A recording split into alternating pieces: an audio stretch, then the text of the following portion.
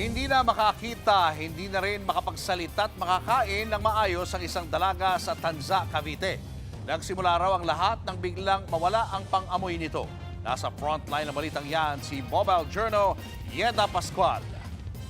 Masipag na estudyante si Cherry noong wala pang sakit. Siya yung bata na nung okay pa siya,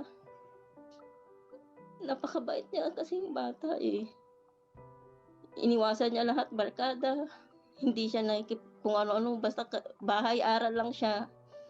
Tapos, hindi ko lang ano talaga kung bakit. Sa simpleng parang sinus lang, tapos biglang ganyan yung nangyari. Pero nito lang April 2025, bigla na lang nawala ng pang-amoy si Cherry. Agad siyang dinala ni Nanay Teresita sa doktor. Dito natuklasan na may nasal polyp siya. Isang pamamaga sa loob ng ilong na karaniwang dahil sa allergy o impeksyon. Inirekomendang operahan si Cherry, pero 150,000 pesos agad ang siningil. Dahil dito, inilipat siya sa public hospital. Pero nitong Hulyo, matapos mabiopsy, bigla raw lumaki ang bukol ni Cherry. Kaya daw yan lumuwa, gawa ng bukol sa loob, parang tinutulak palabas yung mata. Andun yung bukol sa ilalim ng mata.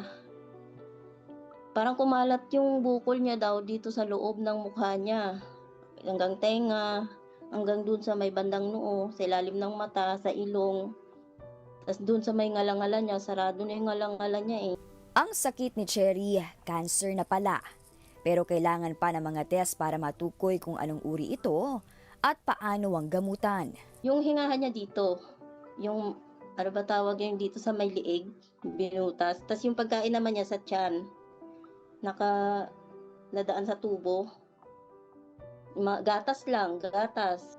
Tapos yung mata niya, hindi na talaga yan makakakita. Tsaka sabi ng doktor, kung patuloy yung na lumalaki yung posibleng puputok na yung ugat ng mata. 11 test ang tinukoy na kailangang gawin kay Cherry. Pero napilitan silang munang umuwi dahil halos 20 mil ito lahat. Ang sabi niya, kanina lang din, sabi niya, pagod na siya. Napapagod na siya. Sabi ng doktor, pag hindi maagapan yung bukol, puputok na yung ugat sa mata niya. Tatanggalin daw yung mata. Sana matulungan kami agad. Lagi ako humihingi ng tulong sa Facebook. Nagbabalita mula sa Frontline, Mobile Journal, Yeda Pascual. Mga kapatid, Julius Babaw po. Para sa komprehensibo at makabuluhang balitaan at talakayan, mag-follow at mag-subscribe na sa social media pages ng News 5.